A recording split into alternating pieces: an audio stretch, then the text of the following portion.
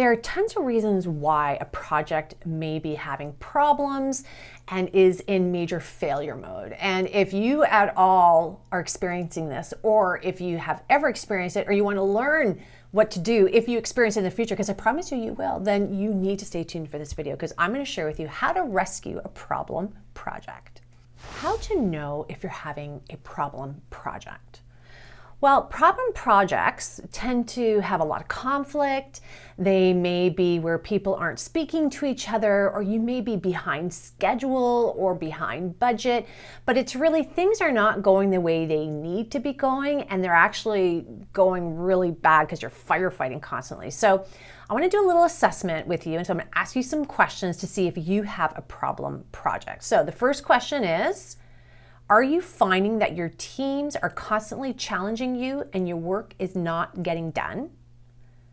Are you constantly firefighting every single element that you're implementing? Are you being asked to change your scope, shorten your timeline, and do more with no budget? Are you finding that people are just not stepping up to the plate to take ownership of their tasks? If you said yes to any of these, then you are potentially on the road to a problem project. If you said yes to all of these, you have a problem project. So let's talk about how we deal with problem projects. And while we're talking about problem projects, you want to understand the top 10 reasons why projects fail, because this is going to help you with the problem projects. Ideally, for it to not become a problem in the first place. And I'm going to share with you how you can get your hands on that a little bit later, so stay tuned. All right, problem projects, I don't want you to shy away from them. I'm going to let you know the better you get at understanding problem projects and how to handle them, the better you're going to be as a project manager. Remember, we learn through doing than necessarily studying something theoretically. That's really important, but what locks in our learning is the actual doing and implementing things that we are trying to learn, right? It's the doing part of it. And so I bring this up because a lot of times people hate conflict. People hate having to deal with the problems because it is a lot more work when you have it.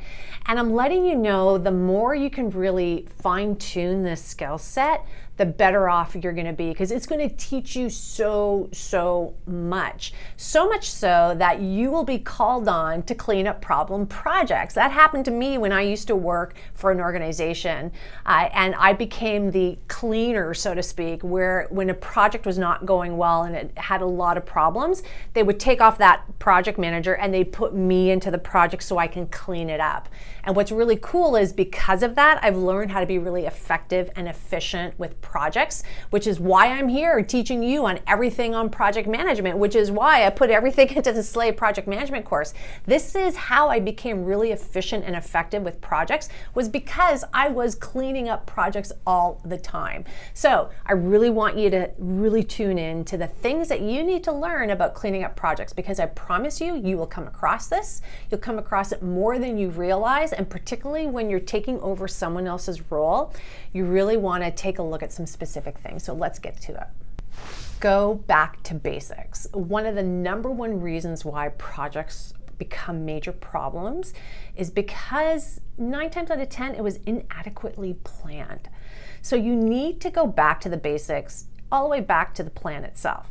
Now, when you're looking at the plan, I want you to do a couple of things here. I want you first to do an analysis on yourself. And what I mean by that is, did you as a project manager, and ask yourself this honestly, did you plan it properly? Because a lot of times the reason why projects become a problem is because they weren't thought through. It didn't have a really good solid plan. And 9 times out of 10, well, no, not 9 times out of 10, 10 out of 10, it's the project manager's job to baseline the plan and then share that plan with the subject matter experts in their team to vet it out further. So if you did none of that, then going back to the basics is going to be important, and you may be the cause for the problem project. Now, don't fret. I'm not blaming you. You just may not have been adequately educated on how to properly plan. That's why training is so important. You just can't jump into a project and be an awesome project manager. It is not a skill set that you just magically have. You have to learn, you have to be educated, and you have to experience. And that's really what distinguishes bad from good to great project managers. So what are some of the things you want to do from a planning perspective to kind of reevaluate? So the first thing is you want to go to the scope statement. Did you actually identify it properly? Now, attached to this is the number 2 aspect, which is a detail in and out of the scope statement.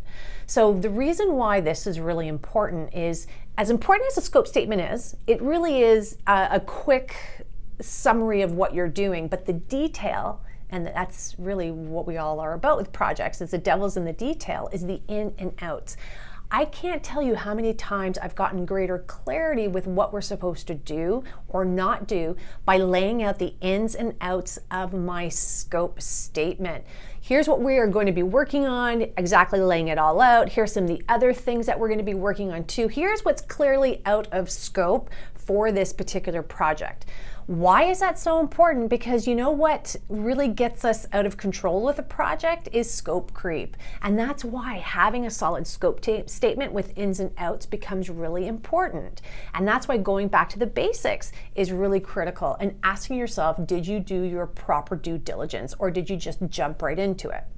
Another thing you're going to look at from a planning perspective is your work breakdown schedule.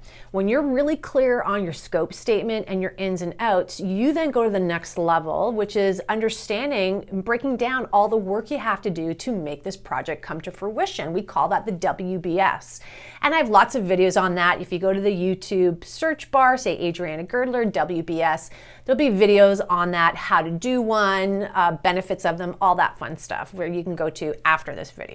But that being said, that's another really important aspect, because it's going to give you all the important information you need to know what is it that you have to do for your project.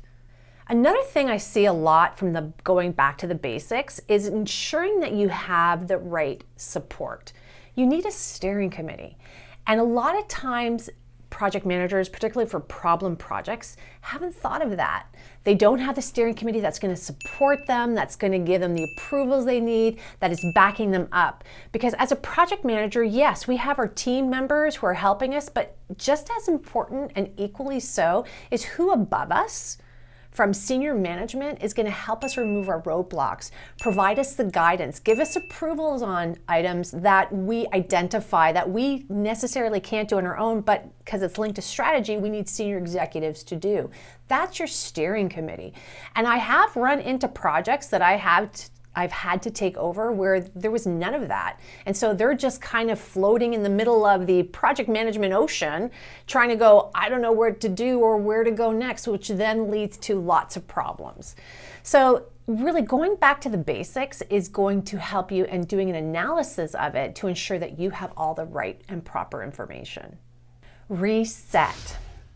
Okay, now that you have looked at your project planning because you went back to basics and you got things cleaned up, you even added more things because I'm sure there were probably things missing, then you now want to reset it with all the important people, all those key stakeholders in your project. So you want to reset it with your team, you want to reset it with your steering committee, you want to reset it with your sponsor and the client or the customer who is going to be getting the end deliverable or the actual output, the deliverable from your project. And you want to just really share with them all the additions, changes that you made and the additional documentation. In essence, you want to have like another kickoff meeting, kind of resetting everything and call it like a mini kickoff, a kickoff version 2.0. And that's just really going to make sure that everybody is in the loop and they understand what's going on. And because you're cleaning things up, you're adding to it, you are, I'm assuming, having a charter, which should be a yes, and you should be doing a very big head nod saying, yes, I have a charter. You also want to make sure at this point in time you have everyone sign it so they understand what all those changes are as well. Centralization. If your project has been a problem, sometimes also part of the problem is you don't have a central location for all your documentation. So this just becomes, this is what like a very important, critical aspect I do with all my projects is to have a central location for everything. You should have a one-stop shop that houses all of your key project documentation, that stores the latest files that people can go to, not only to get documents, but also to educate themselves on the project. You can have status updates in them. It becomes a really important go-to to run a really successful project. And to ensure that you don't have a problem project, what do I say in all my other videos is communicate, communicate, communicate. People are only good as the information that they're given. So you want to be able to communicate everything new. You want to make sure your team and everyone has everything at their fingertips. And the best way to do that is to centralize. Now, how do you centralize? I personally use SharePoint. I love it. I create web pages and it looks really pretty, but there's something to be said about pretty because it's attractive to the eye. And so the way I set it up is that everyone can access what they need. And I use color codes. So I say, hey, if you want to have your action plan, go to the blue box. And if you're wondering, Adriana, what are you talking about right now? I have you covered because I have a video on how to create a SharePoint site for projects. So if you go to the YouTube search bar, put Adriana Girdler SharePoint, you will be able to find that video which will explain how to create it. But having a centralization is not only important from a standpoint of communication, it's also to help with an issue, which is actually a real serious problem of working on the wrong version of a document.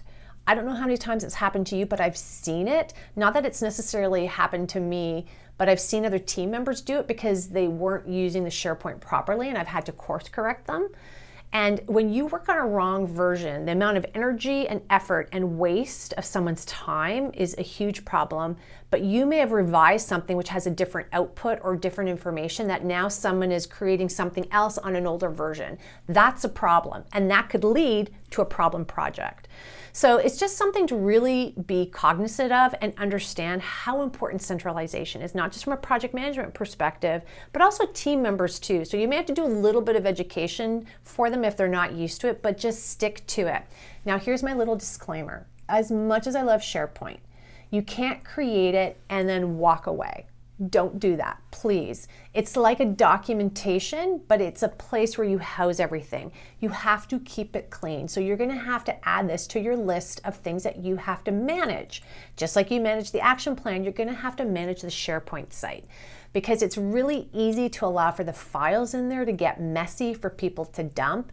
And not only that, if you're using it for communication, you need to be updating it all the time. So if you want people to go to it, you are gonna have to put some energy and effort behind it in order to work it to keep it clean.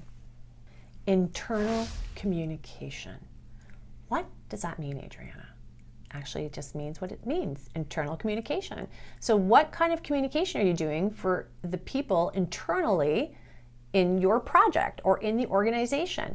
Because a lot of times when we think of communication, we're thinking about how we are going to be communicating to people who are receiving it. We put change management plans around, because we usually have communication plans in our change management plan, and we usually put them towards the customer, the end user, and how we're going to communicate with them. But one of the things that gets forgotten is the internal communication for the project plan. How is a project plan going to communicate really is the essence of internal communication. And that includes your steering committee, your sponsor, and your team. So how are you going to communicate with them? You want to really be clear on that because that can add, without you realizing, to your problem project, number one, but it also can lead to a problem project. Because if you're not very clear with everyone on how you expect to communicate, then that's where you're chasing all the time. So be clear. You have a SharePoint site, that's part of your communication plan. You're going to house everything there. You have very specific meetings. You may have what I call core team meetings that happen weekly or bi-weekly. You may have some one-off meetings that you may want to let them know so they can expect that not only are they going to be attending core team meetings or maybe some one-off meetings. You may have some other things you want to add in there. You may want to include some newsletters so you can educate your steering committee and stakeholders. Again, it's just be really clear. Don't assume that everyone understands how you're going to be communicating on the project because there's many ways to communicate. You just need to really lay it out so everyone understands fully what that expectation is. And how you ensure that you don't have problem projects is you bring about clarity and you eliminate assumptions to ensure that everyone is on that same page and there's just clarity around what you're doing. Institute change control. Now, change control, because people get this confused all the time. Change control is not change management. All right, it's the word change, and I think that's what gets people confused. Change control is when you're looking to ensure that your scope, your time, and your budget is under control, and that it's not running away from you and it's not expanding without your permission. So that becomes really important. Change management, just so you understand the distinction, is a plan that you create that encompasses a lot of things like training, sustainment, reinforcement, communication, giving justifications for why things are happening so that you can educate people and ensure that they understand what's going on and that they're going to adopt the change. See, that's why people get it confused.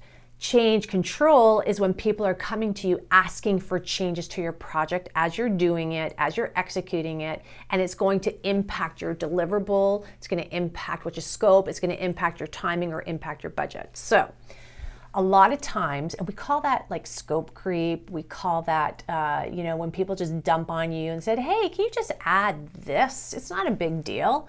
People don't know if it's a big deal or not. It's your job as a project manager to make sure that they realize and understand it's a big deal. So what's really cool with change control is not only is it a great technique to keep things manageable, it's also a tool that I use to stop people dumping on me, and because I don't want a problem project. So when someone says, oh, can you just add this? Or I have this new idea, I think we should add it to the scope of your project. My first reply is not a problem. And then my second thing I say, but. So not a problem, but what I need for you to do is I need for you to, and I hand them a change control form, which is only 1 page, is I need you to fill this out. And in there, it's very specific with the things that you fill out. And because again, change is not a bad thing, but why I use it as a tool is because some people, as soon as I give them that form, they're like, well, it's really not that important.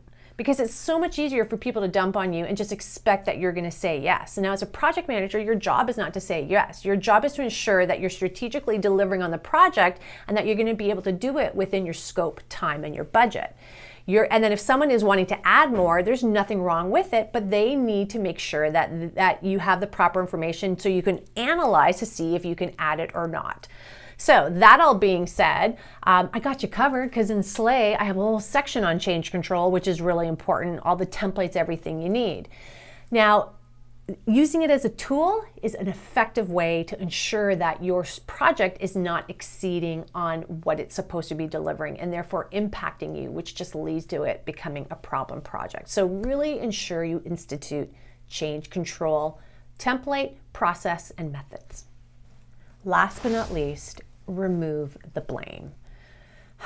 With problem projects, it's really easy to do this. And remember what I said in the first tip. You got to analyze yourself first to see how you contributed to the problem project when you're the project manager.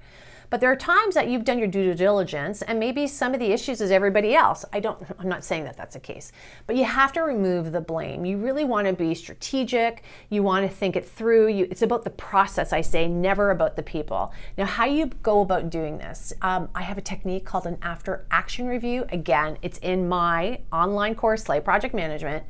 But I also have and talk about it in YouTube as well. So if you do the search bar, Adriana Girdler in YouTube, and you do after action review, you'll see a video on that too. But what's really important is it takes away emotional charge. It allows you to logically see what's going on, like what you planned, what actually happened, the lessons learned from that. It removes the blame of a particular person and really focuses it on the process so that you can learn from that, because that's what this is all about. How can I learn from this problem project? Make those problems disappear, have the project go back on track. But then how can I ensure it doesn't happen again? That's the last closing factor and the last thing that you want to close in the loop to make sure that you're going to be successful moving forward. And again, not to repeat those mistakes, because a lot of times I see it. A problem arises, they fix it, but then 3 months from now, the same problem comes up. Why? Because they didn't do the last thing. They didn't try to understand what the root was of it and how can we ensure it doesn't happen. So that becomes really important. And your after action review is a great tool and technique to help you with that. Not only from understanding, but also removes blaming anyone. Because if you're going to be a great leader in project management, you need rapport, you need your team, and you can't be blaming people. And it's very rare that someone purposely tries to do something that's going to negatively impact your project. People's intentions are true. They just may not realize how what they did maybe not be impacting on them, but on someone else. So just recognize that when you have a problem project, that, you know what, it's probably the process, and that's where you should focus your attention on. Now that you know how to address issues in your project, which is really cool, I'm happy for you. You need this. It's a download, free for you, and you can get it under this video. Watch this next video, because if you still have questions on how to get your project back on track, I deal with more things in this video, so check it out. On that note, if you can like this video, subscribe to my YouTube channel. It tells YouTube we're doing a great job allowing this amazing community to grow. On that note, thank you so much. See you at the next video.